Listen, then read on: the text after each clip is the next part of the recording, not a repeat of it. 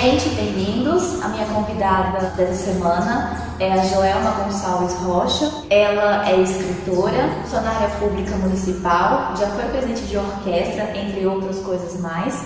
No atual momento, ela está finalizando o seu terceiro livro. Joelma, muito obrigada por estar aqui dividindo a sua história com as pessoas que assistem o Conversando com Gabi Félix. Eu é que agradeço, esse momento tão especial com você. Obrigada.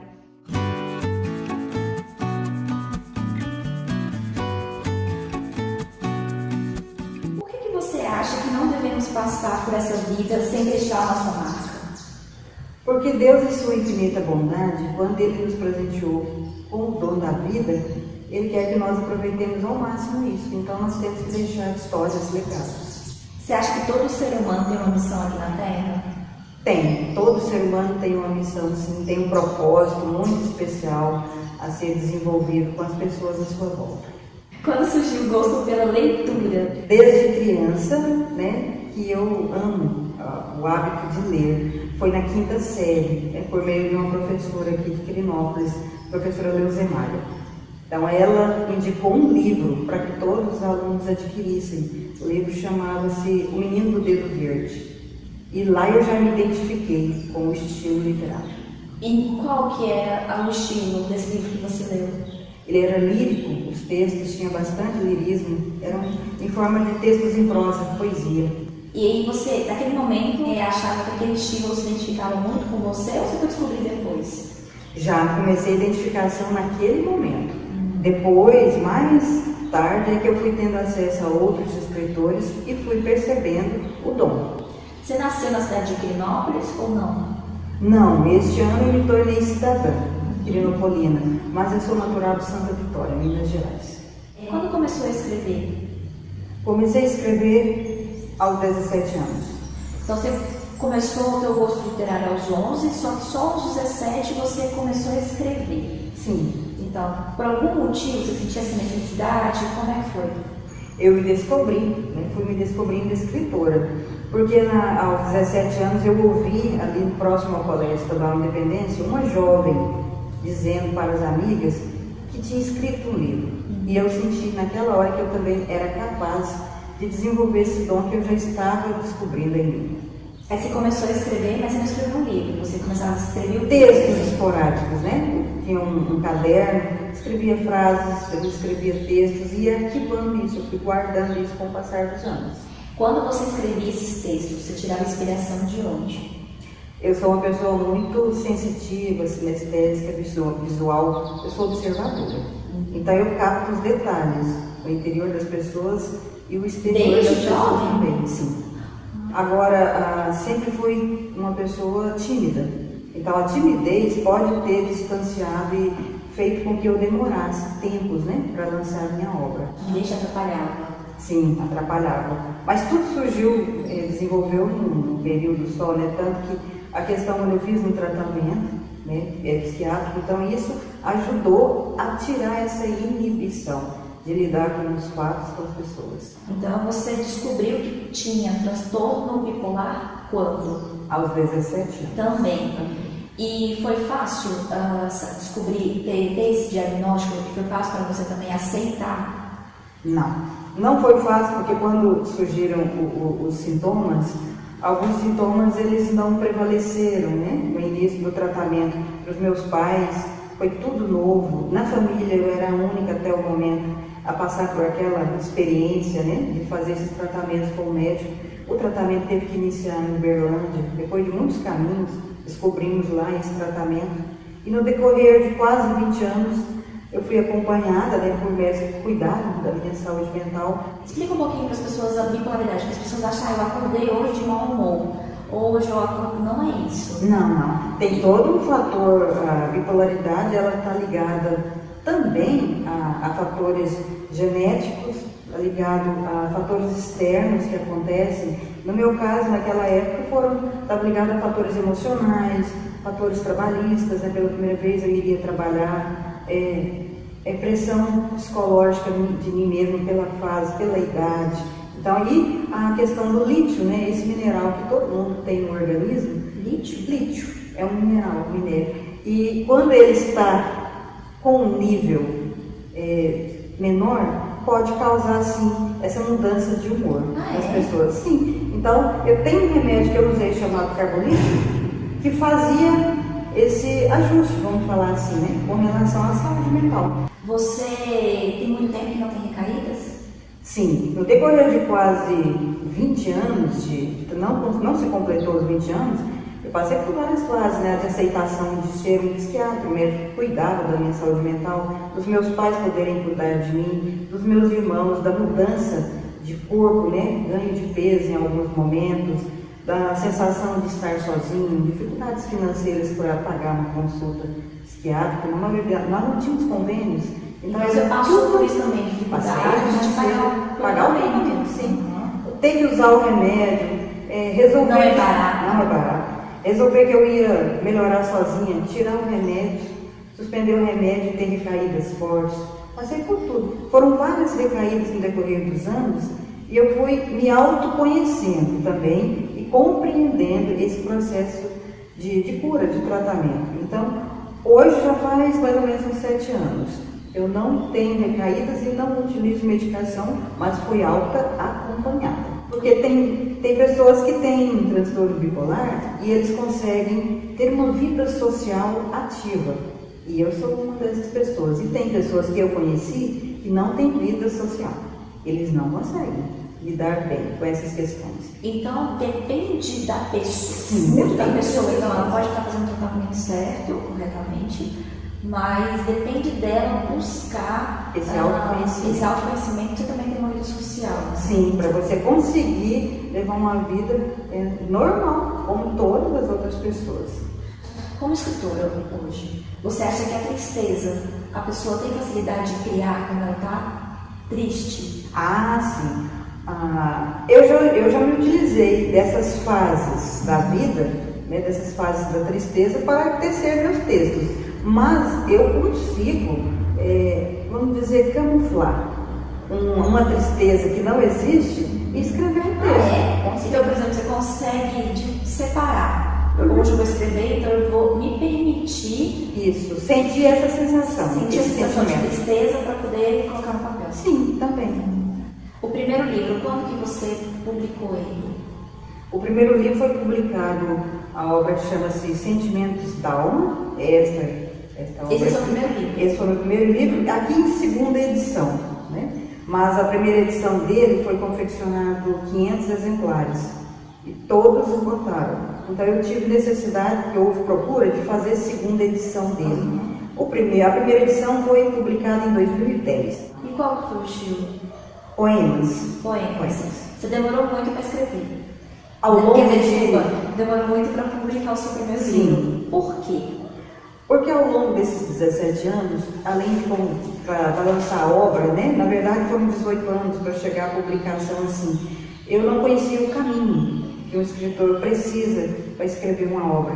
E eu também tinha certeza que eu precisava aprimorar os meus textos. Eu precisava cursar um curso superior. E eu já amava letras. Eu estudei o que fazia parte das disciplinas de letras antes. E aí eu lutei para conseguir fazer isso. Mas enquanto eu estava no UEG, cursando letras, eu não consegui publicar a minha primeira obra. Foi 7 anos após o término do curso de letras que eu lancei, que eu publiquei a primeira obra. Então eu tenho até hoje que elaborar um projeto por meio do boneco do livro, né?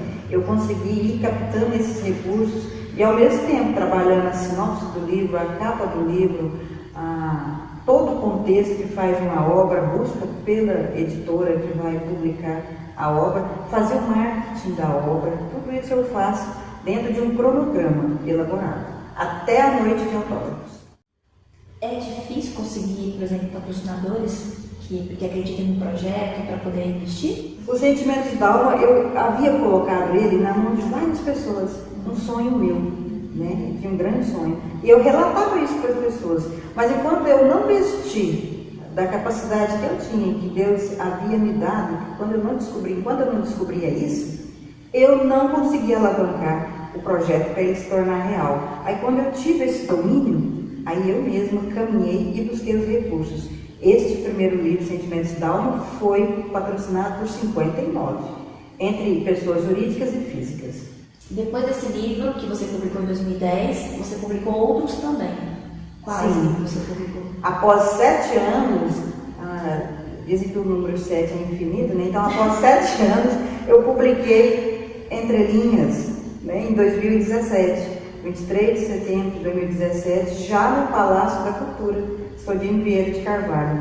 Um sonho meu que era fazer uma noite de autógrafos naquele espaço cultural que Quirinópolis tem reservado para os seus artistas, né?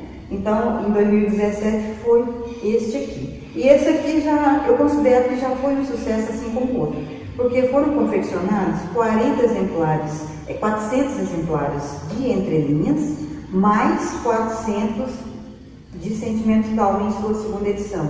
E só existem 8 exemplares. Então, houve uma aceitação do livro. Graças a Deus, desde 2010, os gestores municipais, sempre que eu os procurei, por meio de ofício, adquiriram as obras para as escolas municipais. Então, o livro já foi estudado nas escolas municipais. Tanto que eu fiquei muito feliz que uma aluna que estudava na escola municipal, professora Zeusami, escolheu o meu livro lá na biblioteca da escola. Ela escolheu um poema dos Sentimentos da Alma para poder declamá-lo no Recita-Zel, né? Hoje o projeto tem um outro nome e ela ganhou em primeiro lugar com o poema Errei Tentando Acertar. Os Sentimentos da Alma, você fala sobre poesia. Sim. E o Entre Linhas? O Entre Linhas é todo poesia também, abordando vários temas. E você consegue escrever ele através das coisas que você falou, que você sente, tanto das pessoas quanto suas também. Sim, são sentimentos meus e muitas das vezes também não meus e das coisas que eu observo.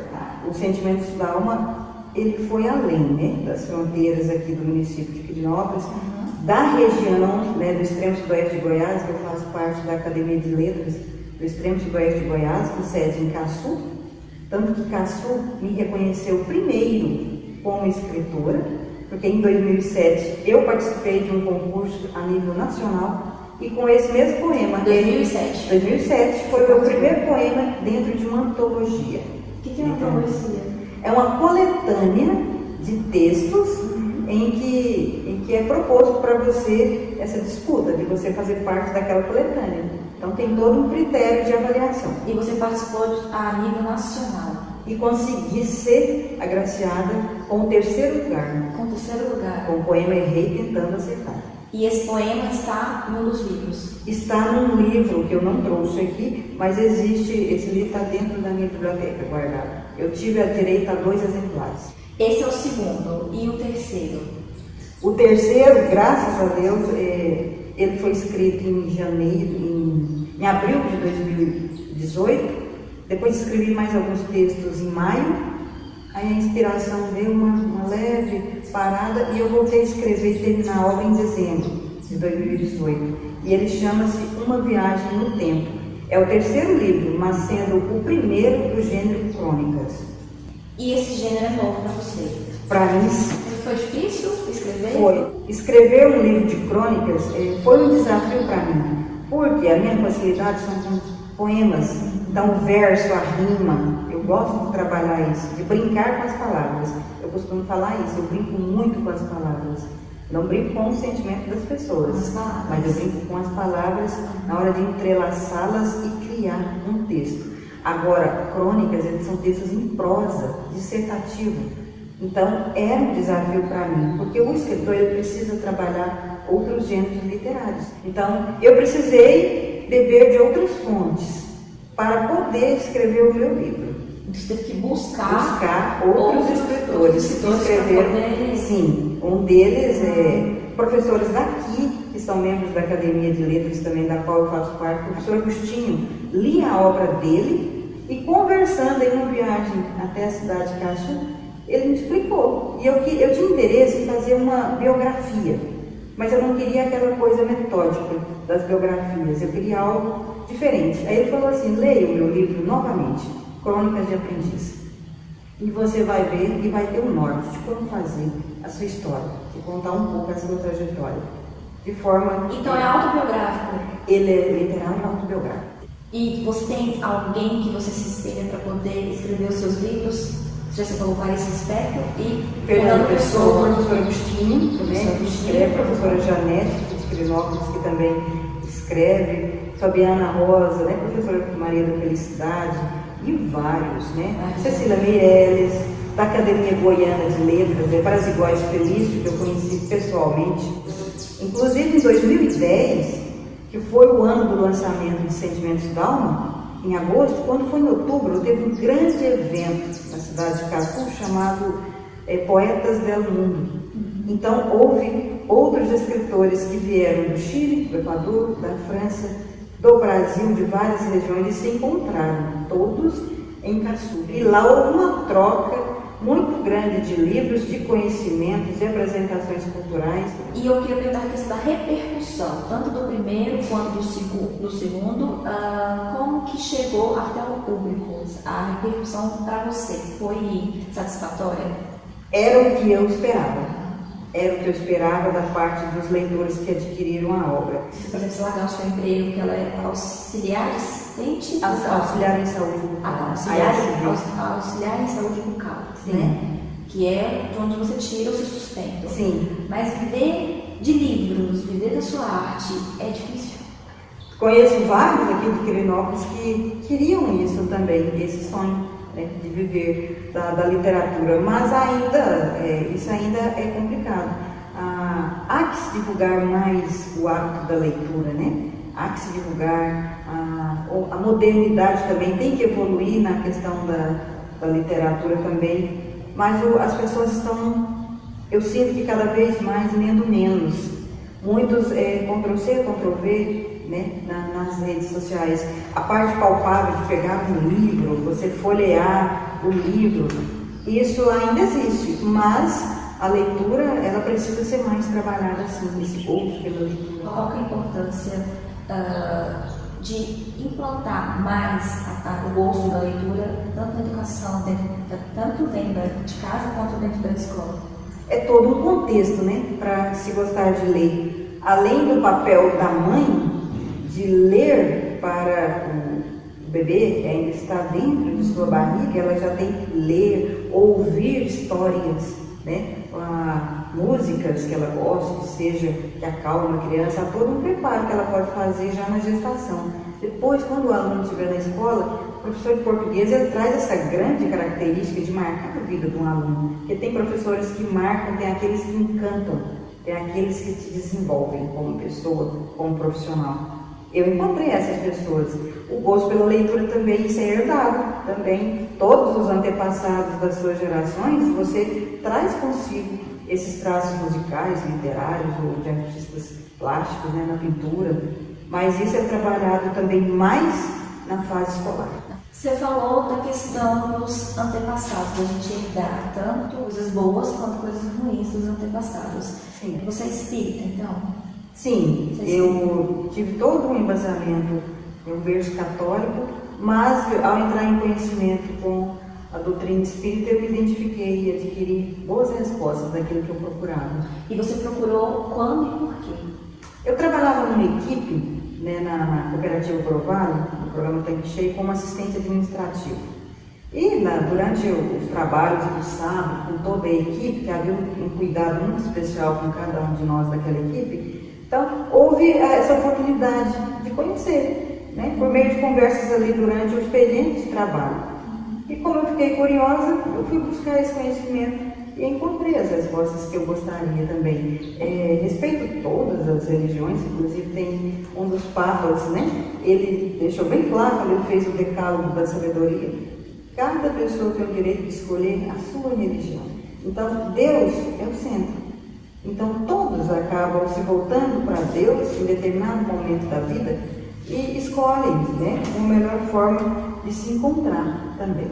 E você estava buscando respostas? Sim. Você pode falar quais são as respostas que você estava buscando? Nesse contexto que eu fui buscando por meio da participação na casa de oração, eu fui encontrando respostas para os momentos felizes, para dos momentos de tristeza, né? Do porquê das pessoas se encontrarem em tantos conflitos, né? Essa necessidade de conhecimento interior, de semear mais, de deixar legados, não passar pela vida sem sentido, sem deixar uma história, de contribuir com o outro, né? Seja por meio de uma palavra, por meio de uma escritura, de uma música. Eu acredito que eu consigo deixar esse legado por meio das palavras que eu escrevo. Penso que as palavras, além do fundamento literário, mas tem o fundamento também de que cura as pessoas em algum momento quando elas se identificam. Você descobriu isso na doutrina espírita, que o seu dom é de curar as pessoas através dos seus livros. Dos livros. Né? E você também buscou não sei se você buscou lá, que o seu talento é escrever.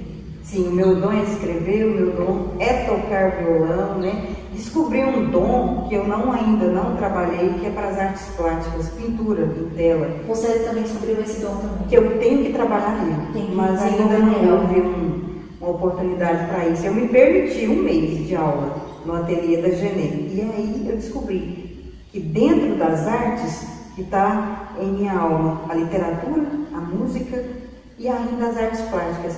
As artes plásticas é a única delas em que eu concentro, que eu não uso nem barulho do vento, quando eu estou pintando. Para escrever um livro você tem que estudar muito.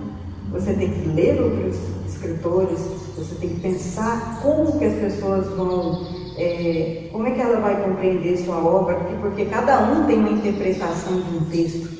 Né? O que causa de comoção nas pessoas é muito relativo, né? Que para um foi bom, para o outro talvez não foi bom, mas os meus textos costumam alcançar o ápice de um texto, igual num poema, o sublime, quando a gente estuda na literatura, fala o sublime de um texto. Você conseguiu alcançar o que você precisava dentro daquele texto na pessoa do leitor.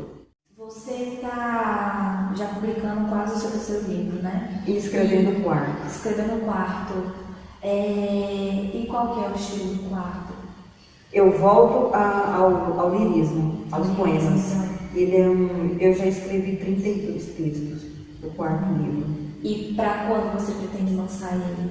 Ou tem data prevista? Não há data prevista, porque após eu finalizar o tempo que eu determinei de 8 meses para execução do projeto Uma Viagem no Tempo, eu tenho que divulgar esse trabalho posteriormente. E um dos meus grandes sonhos, que eu não consegui ainda, é publicar as minhas obras em Santa Vitória, onde eu nasci, em Minas Gerais. Mas eu já comecei a articular com pessoas que eu conheço lá, parentes, acadêmicas que estudaram comigo no curso de letras, já para ir fortalecendo os laços lá dentro do município onde eu nasci. Mas o terceiro, por exemplo, para quando tá? Para publicar? A previsão para 17 de agosto de 2019, na semana do meu aniversário. Eu quero me dá-lo de presente. E vai ser na cidade mesmo? Em Quirinópolis. Na cidade de Quirinópolis? Sim, estou vendo o local para fazer isso. Seu primeiro emprego, onde foi? Eu costumo dizer que meu primeiro emprego já foi como autônoma. Porque eu morei numa fazenda no município de Govelândia, Fazenda Arara, onde eu fiz a terceira e parte da quarta série do ensino primário. Lá eu plantava pimentas.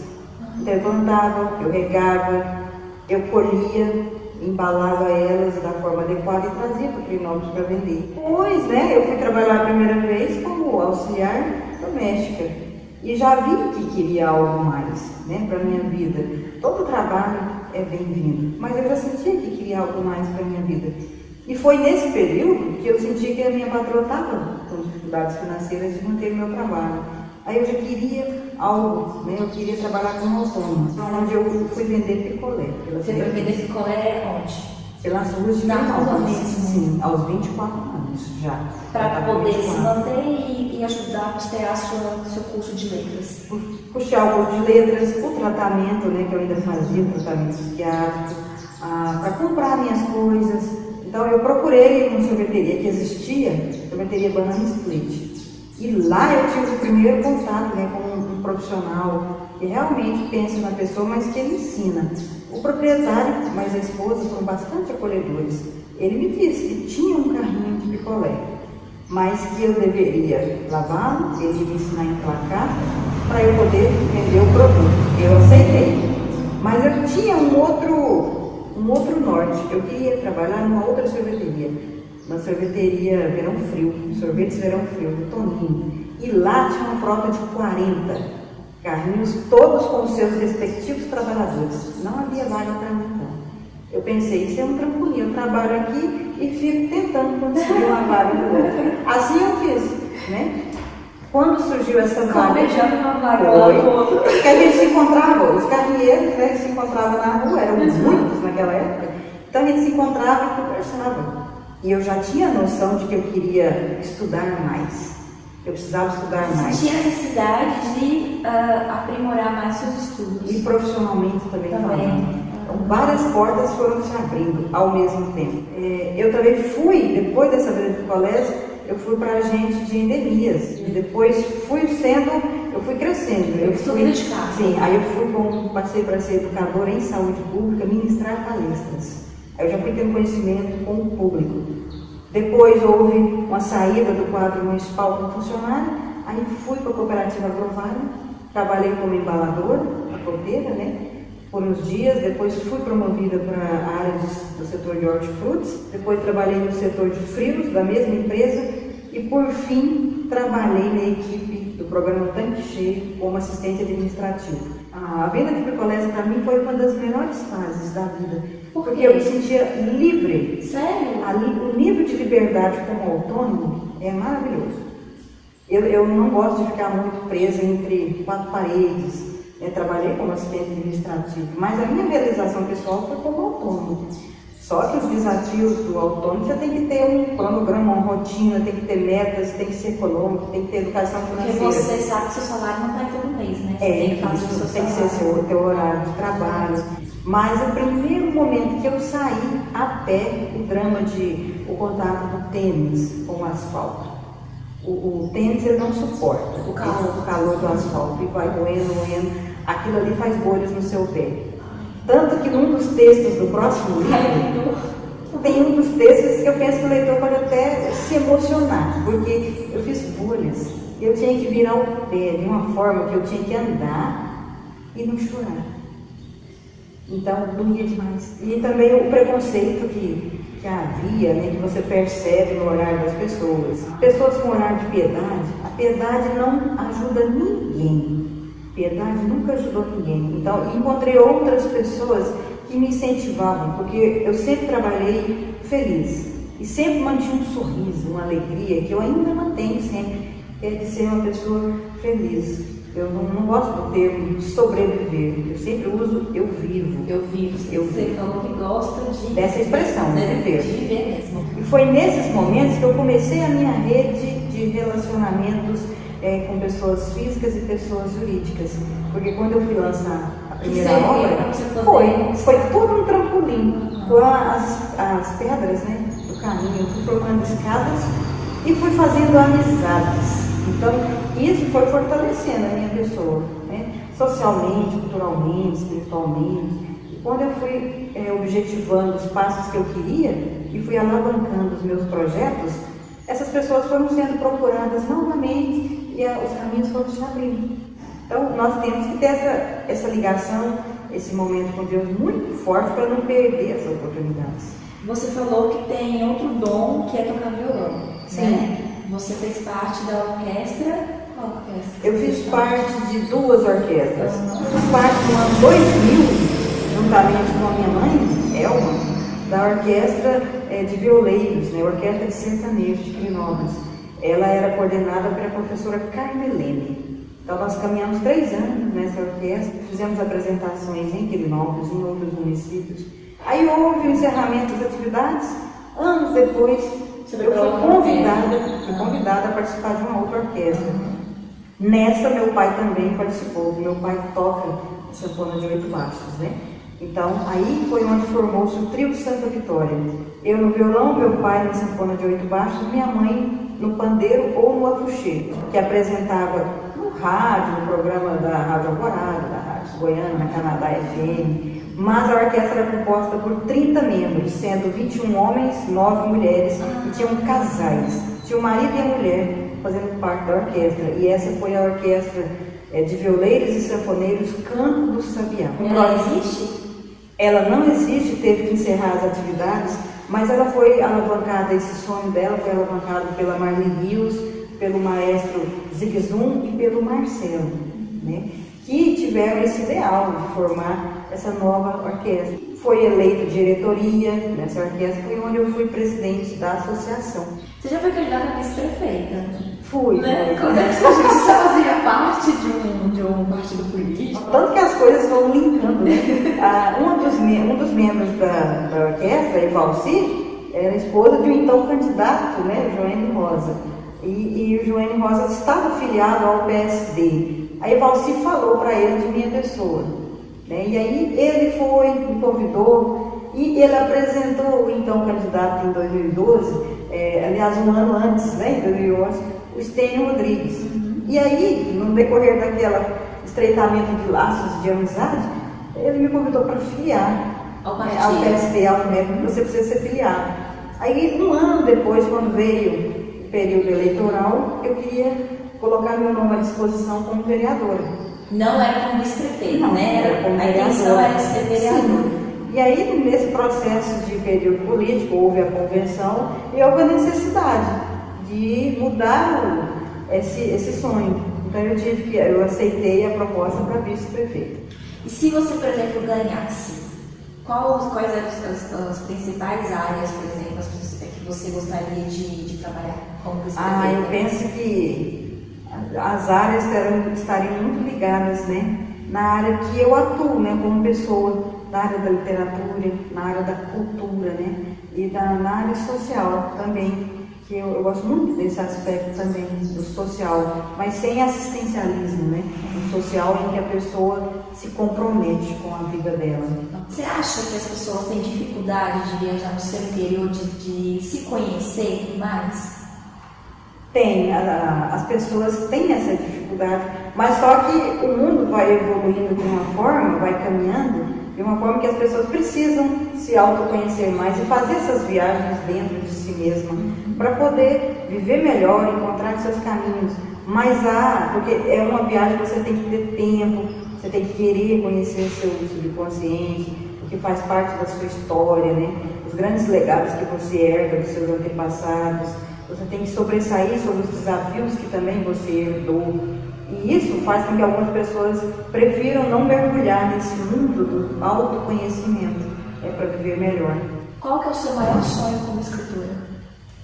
Meu maior sonho como escritora é conseguir desenvolver mais as minhas habilidades literárias, conseguir partir para outros gêneros literários, ir em uma Bienal. Pelo menos ser um grãozinho lá de areia, numa editora que esteja naquela Bienal e eu poder participar de conferências com outros escritores, conhecer outras metodologias, né, literárias, interagir com outros escritores. Esse é um dos meus maiores sonhos, ir a uma Bienal. Você falou assim, quando vai escrever um livro, você tem todo um cronograma. Você tem um prazo, por exemplo, você coloca na sua cabeça, até tal ano eu quero participar de uma Bienal. Ainda não me propus a esse aspecto por causa da questão financeira, mas o cronograma do próximo livro, que eu digitei o projeto ontem, né, vai que em 8 meses eu vou chegar até o momento da noite de autógrafos e a partir daí, já em 2020, fazer a noite de autógrafos em Santa Vitória, né? Então, se porventura acontecer nesse período agora de publicar o livro e ter a oportunidade de estar na próxima Bienal em São Paulo, no Rio de Janeiro, eu vou remover montanhas. Você acha que há grande chance, então, com esse próximo livro você conseguir estar em uma Bienal? Sim, penso que sim. A maior lição que você já teve na sua vida até hoje? A maior lição foi superação. Ter que refazer, foi viver o processo da andragogia. É desconstruir para construir algo melhor, diferente da pedagogia. Então, a grande lição foi quando eu fui autônoma vendendo picolés. Ali o meu caráter, meus valores foram cada vez mais sendo fortalecidos. Laços familiares, de amizade, né, de interação com as pessoas, de comunhão, de ser fraterno, né, com Deus, por meio das pessoas que Ele foi me presenteando no decorrer desses meus 43 anos. Joelma Rocha, muito obrigada por aceitar o meu convite. Eu fiz o convite em 2018, ela falou assim, não posso, mas na hora certa vai dar certo. E aconteceu. Eu fico muito feliz, né? Até compartilhei com você, né, da alegria, né? Eu não sabia que você é sobrinha do professor Silvaio Félix, o qual está, né, recebeu o próximo livro, o boneco dele por e-mail. Ele vai estar fazendo o prefácio da obra. Eu também não sabia também, ele vai estar fazendo o prefácio do terceiro livro. Do terceiro livro, ele vai apresentar o livro para o leitor. Ele tem a honra de ter o prefácio feito por ele, do meu terceiro livro, sendo o primeiro do gênero Crônicas. Então, a você, todo o meu agradecimento, a quem, né, vai assistir a essa entrevista também, toda a minha gratidão. E fica aqui a minha lembrança, né? Eu sou uma pessoa determinada. Eu nasci para viver e quero viver bem e deixar grandes legados por onde passo. Agradeço a Deus, aos meus familiares, a meu esposo, meu Paulo Henrique, que me apoia em todas as minhas atividades, aos membros da Academia de Letras, né, que também me apoiam, a toda a sociedade de Quirinópolis, que me acolheu, né, como mineira e agora uma cidadã quirinopolina. Você recebeu o título de cidadã quirinopolina? Sim. Em novembro de 2018. Foi. Novembro de 2018, a gente está em janeiro de 2019. Então, todos os projetos que eu idealizo e que eu consigo realizar, eu sempre chamo de gratidão, porque eu agradeço sempre a Deus e aos meus pais, que me deram a oportunidade de desenvolver as habilidades que eu venho buscando a cada momento. Que gostoso. É maravilhoso viver. Que bom. Para você adquirir um livro, você falou que pode estar em contato com você. Por meio do meu WhatsApp. Ou o seu Facebook. Qual que é o seu Facebook? Joelma Rocha. Você entra em contato por mensagem no Facebook dela, e aí você adquire o WhatsApp, e se você quiser comprar o livro dela, só mandar mensagem. Recadinhos finais. Se você está assistindo pelo Facebook, não esquece de curtir a página. Se você estiver assistindo pelo YouTube, não esquece de se inscrever no canal, por favor. E se você gostou dessa entrevista, compartilha ela, ajuda a chegar, ajuda o programa a ir para outros lugares, outras pessoas, assistir a história de vida de pessoas tão bacanas como a da Joelma e diversas outras pessoas. Obrigada, gente. Até o próximo vídeo.